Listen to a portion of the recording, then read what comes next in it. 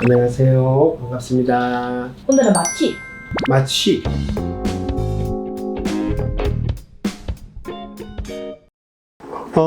마취는 전신 마취가 있고 국소 마취도 있고 여러 가지 그 상황에 따라 다르겠죠. 치과에서 하는 마취는 대부분 입안에서 이루어지는 마취를 주로 이제 이야기를 하겠죠. 입안 깊이까지 신경에 근접해서 하는 전달 마취가 있고, 보통은 이렇게 이와 입술 주위에 하는 침륜 마취를 대경하게 되는데, 환자들마다 이게 느끼는 통증이나 아픈 느낌들이 굉장히 달라요.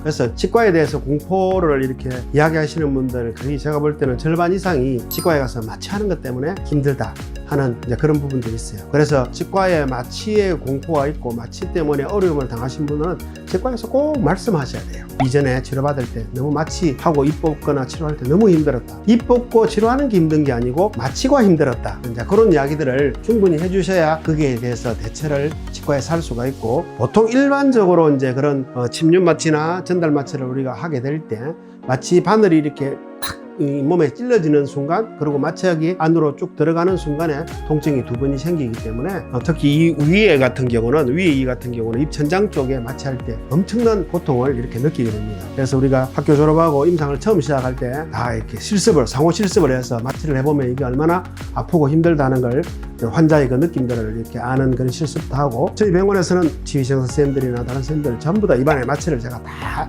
일일이 한 번씩 해줍니다. 그러면 이게 얼마나 아프다는 걸 한번 느껴보면 환자분들에게 마취를 우리가 어떻게 신경 써서 해야 될까 하는 부분들이 알 수 있을 거예요. 그래서 그런 침륜 마취를 이렇게 입천장이나 밑에 쪽도 마찬가지로 할 때 아픈 부분이 있기 때문에 우리가 그것을 갖다가 완화할 수 있는 방법이 무통 마취기가 있어요. 많은 치과에서 지금도 이렇게 활용을 하고 있지만, 그런 무통 마취기를 통해서 마취 바늘을 아주 부드럽게 넣을 수 있도록 해주고, 그리고 마취액이 천천히 들어갈 수 있도록 하는 그런 기구들이 만들어져 와 있습니다. 그래서 그런 무통 마취기를 사용해서 마취를 하게 될 것 같으면 통증을 제가 볼 때는 거의 한 90% 이하를 줄여줄 수가 있고, 통증이 많이 있다 할 것 같으면 먼저 잇몸이나 그리고 잇몸 안쪽 부분에 입천장 부분에 마취액을 우리가 바르는 마취약이 있어요. 그걸 발라서 표면만 일단 마취를 먼저 시킨 다음에 마취 바늘 들어갈 수 있는 무통 마취기로 마취를 하게 되면 통증이 거의 문제는 97, 8% 이상. 그래서 보통 우리가 무통 마취기를 이렇게 사용해서 마취를 하게 될 것 같으면 환자분들이 이전에 그런 마취로 인해서 통증을 느꼈던 그런 많은 부분들을 진짜 그렇게 했으면 좋았을 걸 하는 마취의 그런 해결법이 되지 않나 그렇게 생각합니다.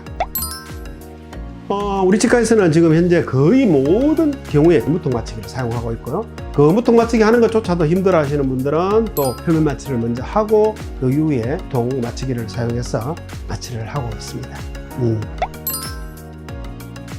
예, 그래서 수면 마취를 꼭 필요하신 분들은 수면 마취를 하는 것도 많겠죠. 그렇지만 수면 마취를 해야 될 정도로 치과의 공포증을 느끼는 거는 제가 볼 때는 거의 그런 치료 자체가 그렇게 많지는 않다고 봐요. 그리고 수면 마취가 또 비용이 드는 부분들도 있고, 그리고 부작용일 수 있는 부분도 있기 때문에 그 정도의 이런 두려움을 느끼고 치과 치료를 받는 경우는 제가 볼 때는 거의 아마 지금까지 없었지 않았나 싶을 정도였고요. 예, 그렇습니다.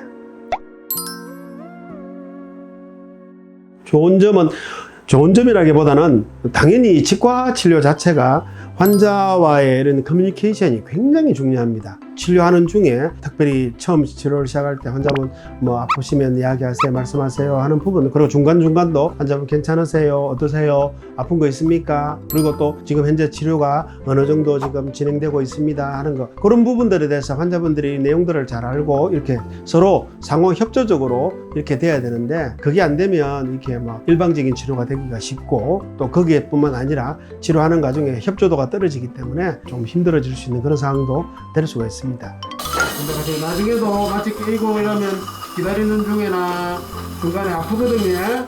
이야기하세요. 참지 마시고. 지금 어떠세요?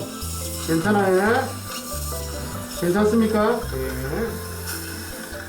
그래서 정말 진짜 환자가 어렵다면 우리가 수면 마취를 해가지고 하지만, 그런 경우 아니면 대부분은 환자와 이렇게 좋은 관계를 유지하면서 치료를 하는 게 훨씬 더 좋은 결과를 만들 수 있다고 봅니다. 그리고 현재 우리가 지금 디지털 임플란트 수술을 하기 때문에 주로 보면 잇몸 절개하면서 꼬매고 할 때 그때 막 이렇게 힘든 부분이 많고 또 그리고 드릴을 하는 그 자체 물 뿌리는 게 그게 막 소리도 시끄럽고 그렇지만 디지털 임플란트로 하게 될 것 같으면 대부분이 우리가 절개 없이 그리고 드릴도 아주 저속으로 소리도 없고 물 뿌리는 것도 없이 그리고 석션으로 이렇게 물 씻어내는 정도만 하고 끝나기 때문에 환자분들이 그런 소리나 그리고 또 이제 이 잇몸 절개하면서 드릴하면서 그런 느끼는 그런 고통들을 전혀 느끼지 않고 이렇게 할 수 있기 때문에 디지털 임플란트로 수술을 하게 될 것 같으면 일반 우리가 수술할 때와 다르게 아주 짧은 시간에 빠르게 끝날 수 있기 때문에 이제 간단하게 우리가 마취를 하고 해도 충분히 모든 과정들을 다 끝낼 수가 있습니다.